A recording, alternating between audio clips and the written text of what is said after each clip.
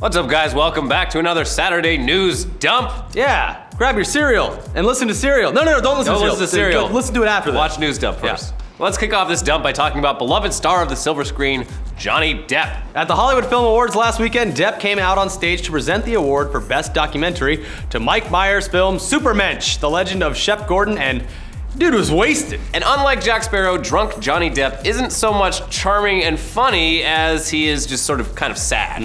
He was swaying back and forth, stumbling over his words, pausing awkwardly while struggling to read the teleprompter through his sunglasses. I wear my sunglasses at night. He opened by commenting on the microphone, which he described as the weirdest microphone I've ever seen in my life. Am I right? Which can't be true. The man's been making movies for like 30 years, so he's probably seen some weirder microphones. Then after a super awkward pause, he said, "I'm not very good at this kind of thing," and then said something that must have included a curse word because it was bleeped. Yeah, might have just been bleeping it for his safety reasons. Stop, Mr. Depp, stop! You're embarrassing yourself. I really hope it was fuck her right in the pussy, but I guess we'll never know. He then tried to read his script off the prompter, but promptly, got derailed and lost his place, and then got bleeped again for God knows what. Probably more fuck her right in the pussy. After sheepishly admitting, it's just one of those nights, the director of the show said fuck it and cut straight to a pre-edited piece about the movie he was talking about. Mr. Depp, please, could you keep it on the prompter? It's really worth a watch, and CBS has it shamelessly posted over on their YouTube channel, so go check it out. Yeah, it's a pretty embarrassing clip, but we don't want to take a holier-than-thou, shame-on-you stance on this, because God knows both of us have probably embarrassed ourselves way worse after a few rounds of drinks. Yeah, just not at a major televised event. Yet. It's coming. There's plenty of time. But it's not just famous actors doing and saying bizarre things this week. Oh no, it's also their kids. Yeah, we're talking, of course, about Jaden and Willow Smith, the teenage children of Will and Jada Pinkett Smith, who bring immense joy to us whenever they decide to share their thoughts with the world. Jaden Smith's Twitter account is just a gold mine of a modern poet. Philosophic quotes. And metaphysical. Yes. In an interview with the New York Times T Magazine, young Jaden and Willow shared all sorts of insight into their lives, like what they're reading. 14-year-old Willow says she is currently reading quantum physics, while Jaden is focusing on ancient texts, things that can't be predated. What? Okay. Willow also says, "There's no novels that I like to read, so I write my own novels, and then I read them again. And it's the best thing." I look forward to them being right up on top of the New York Times bestseller. Jaden also confirms this. He says Willow's been writing her own novels since she was 6 years old. Jesus. Must be just fantastic work. I can't wait for them to star in their own big screen adaptation of their own novel, and then that's split into like 3 parts. It's gonna be great. Just buckle up. With thinly veiled allusions to Scientology. Yeah.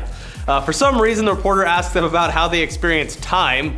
Great question. And Willow responds that, time for me, I can make it go slow or fast, however I please, and that's how I know it doesn't exist.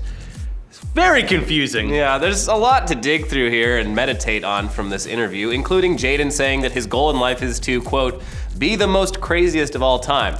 So go find that link in the description and read this masterpiece of modern journalism. I really hope that someone gives these two their own 24-hour reality show so we can continue to gain greater insights into their timeless wisdom. Yeah, this is what happens when you just let your kids do whatever they want. And honestly though, in the article, there's like clips from 2 of their songs. I listened to them, they're not horrible. I'm a big fan of Whip My Hair Back and Forth.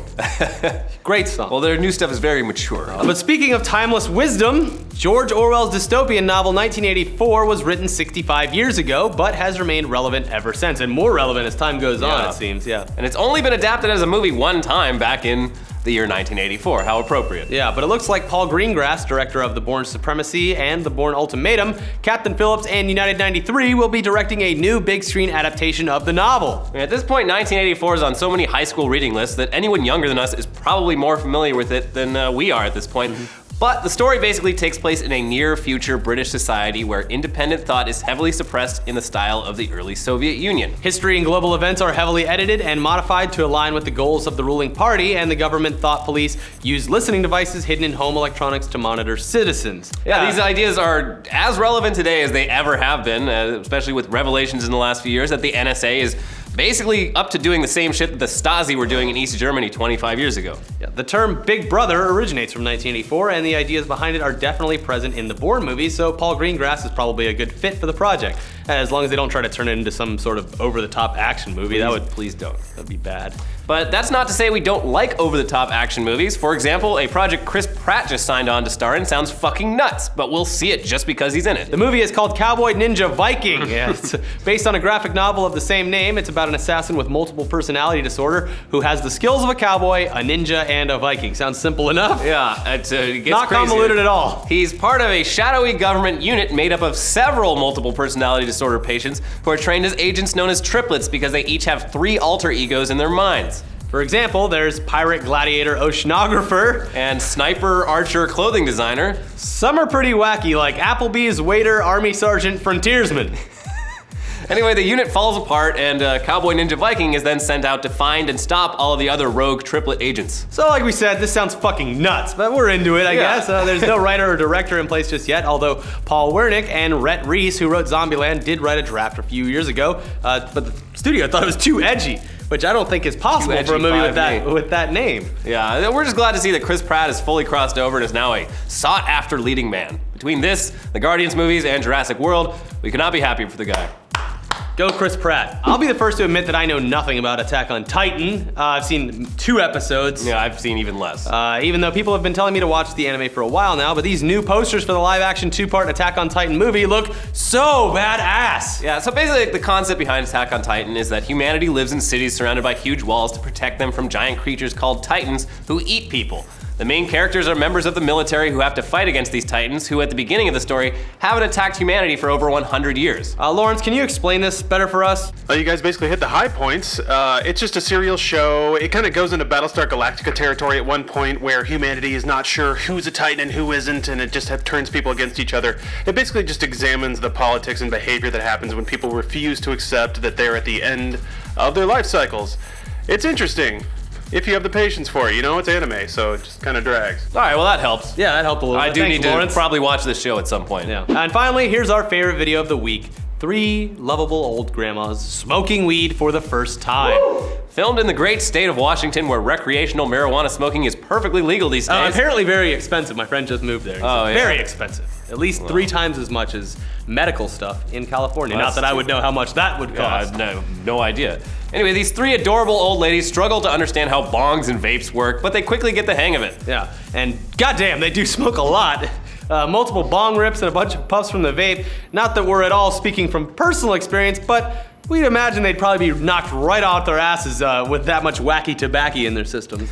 Yeah, I mean... I call it the devil's lettuce. It seems like a lot.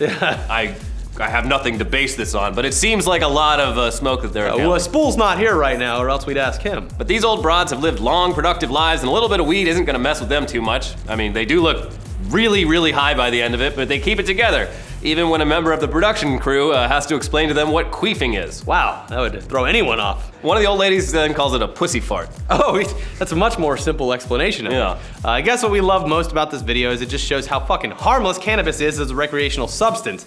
The fact that what these sweet old grandmas are doing is still illegal in most of the world is totally ridiculous and needs to change so that cops and legislators can focus their attention on actual problems. Also, weed culture is fucking stupid and makes people on the right side of this issue look like morons. So the world needs more examples of normal people of all backgrounds just smoking weed and playing some Cards Against Humanity and not making a big deal out of the whole thing. Yeah. And that's really why I like this video. Yeah, there you go. So, what do you guys think?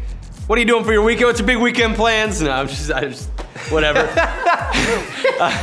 I mean, what do you think about Attack on Titan? The posters look great. Should be a great adaptation. Yeah, I need to really give that a shot. Everyone I talk to says to watch it, so. Yeah. And then what do you think about Johnny Depp being wasted on TV? I think that a lot of us would probably run into the same issue if we were in the position that Johnny Depp was in, so I can't really it's an open slight bar? him. Yeah. I gotta talk in like 2 hours, I'll be fine. Yeah, I wonder how drunk I can get in 2 hours. So I sympathize with him. Yeah, it's fine. But have a good weekend, guys, and we'll see you next time and next week for more Weekly Weird News, News Dump, Tech Tuesday, and other stuff. We got some Black Friday deals coming your way. On Tuesday we're gonna do some Black Friday stuff, and then the Black Friday sirens are going. Here comes the deal sirens. All right, busted down the doors. I'll see you guys next week. Check out the other videos here, especially this video that we did on Uber. So check that one out. Bye.